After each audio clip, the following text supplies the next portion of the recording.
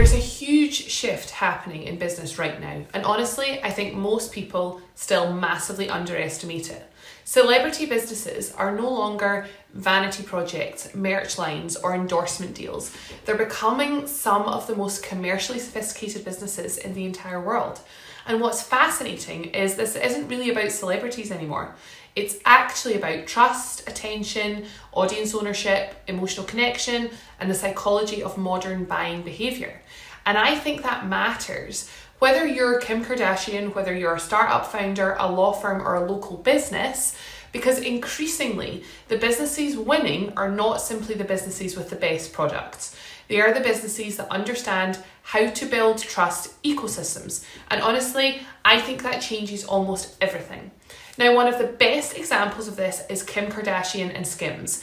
Because whatever people think about Kim Kardashian personally, if you look at what Skims has become, it's genuinely extraordinary. This is no longer celebrity merchandise. It's a global retail operation. It's a media ecosystem, a brand infrastructure, and an audience monetization machine. And importantly, the audience came first. That's the key shift here.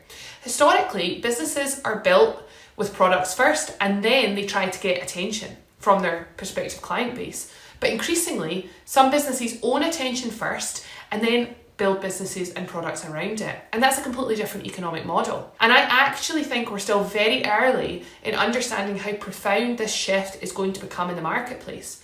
Because this connects to the rise of podcasts, influencer culture, reality TV, creator-led commerce, founder brands, and why younger audiences increasingly trust creators more than institutions. These aren't isolated trends. These are all part of the same cultural shift. Historically, celebrity businesses worked very differently. A celebrity would license their name, appear in an advert, maybe launch a fragrance, and collect a check. The business itself usually belonged to manufacturers, retailers, agencies, or corporate operators. The celebrity was basically the face of the brand. But now the celebrity is the infrastructure, and that's the key difference here. Modern celebrity and creator businesses are vertically integrated audience businesses. That's what they really are when it comes down to it. The founder personality becomes about the distribution channel, the trust layer, the marketing engine, and sometimes even the product itself. And once you understand that, the economics make a lot more sense, because traditional businesses spend enormous sums of money trying to buy attention, buy trust, buy awareness, and buy relevance. Creator-led businesses already own those things naturally. That's why they can scale so aggressively.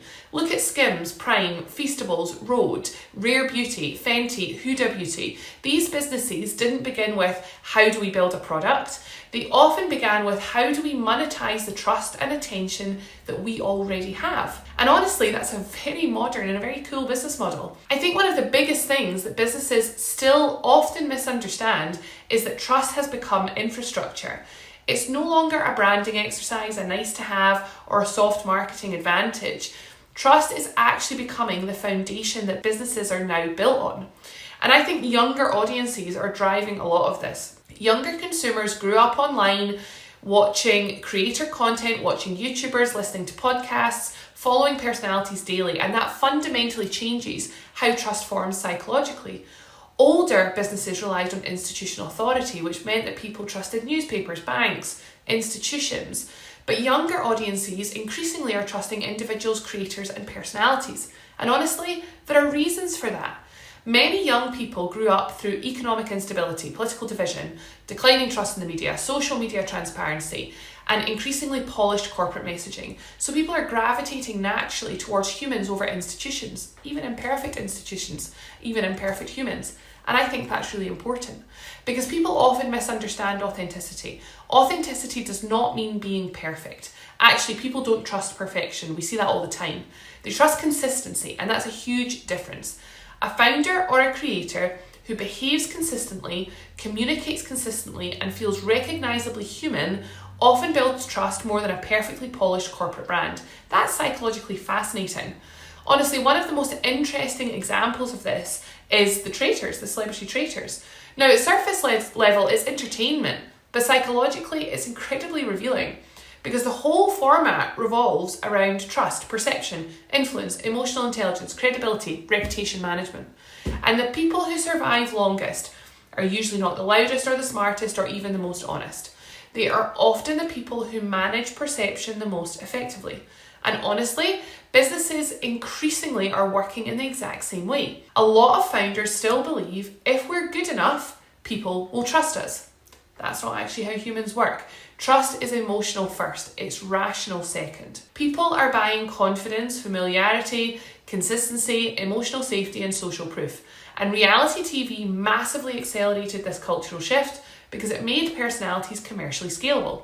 People now feel they know public figures intimately, even though they obviously don't personally know them. That familiarity becomes economically extremely valuable. And businesses are increasingly built around monetizing that familiarity. It's why personality-led brands outperform so aggressively. One of the most fascinating sectors here is beauty and wellness, because celebrity-founded beauty brands continue massively outperforming traditional retail brands. And honestly, I don't think that's an accident. Beauty and wellness are deeply emotional categories. People are not just buying makeup or skincare or supplements. Instead, they are buying identity, aspiration, confidence, a feeling of belonging, transformation, and a lifestyle association. Traditional businesses are often marketing features. Creator businesses market identity, and that's why they're so powerful. Look at Skims, Rare Beauty, Rhode, Fenty, Huda Beauty. These are not simply products. These are emotional ecosystems. And importantly, they have constant direct audience feedback loops. Traditional businesses often sit far away from the customers. But creator brands are constantly communicating, constantly visible, constantly gathering feedback, and constantly strengthening emotional familiarity.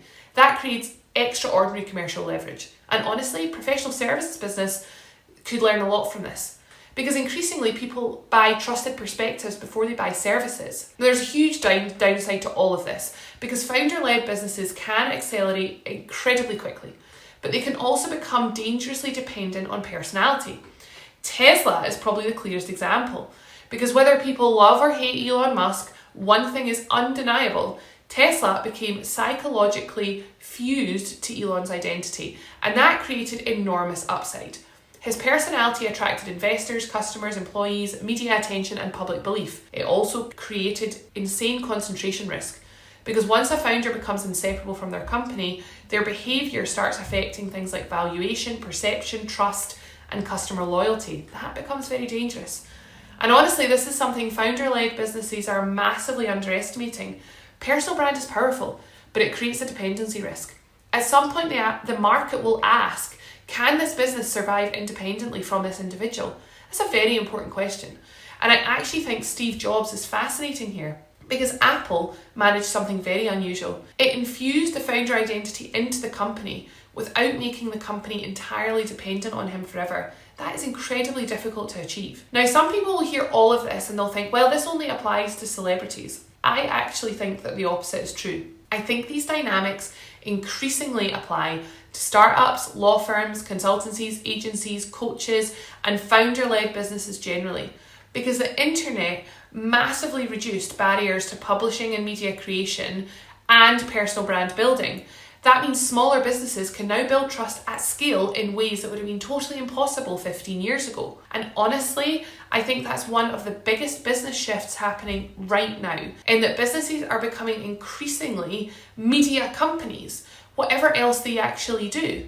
That doesn't mean everyone needs to become an influencer, but it does mean that visibility and perspective are becoming strategic assets. And I think founders who understand this early are going to massively outperform over the next decade. This is one of the biggest cultural shifts that businesses are still underestimating. Younger audiences grew up on YouTube, on podcasts, on TikTok, following creators daily. Personality-led communication feels normal to them. Corporate communication often feels a bit sterile and a bit over-polished. And again, that doesn't mean younger audiences are naive.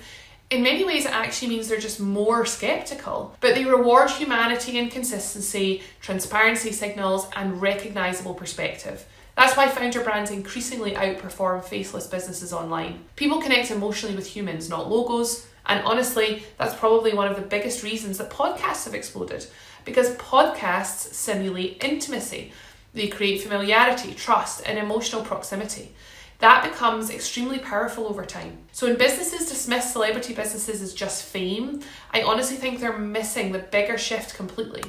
Because what we're actually watching is the merging of media and personality with commerce, trust, and business infrastructure. And I think that is only accelerating. The businesses that win over the next decade probably won't simply be the businesses with the best products. They'll be the businesses that build the strongest trust ecosystems around those products. And honestly, whether you're a startup founder, a professional services business, a consultant, or a scaling company, that matters far more now than most people actually realise.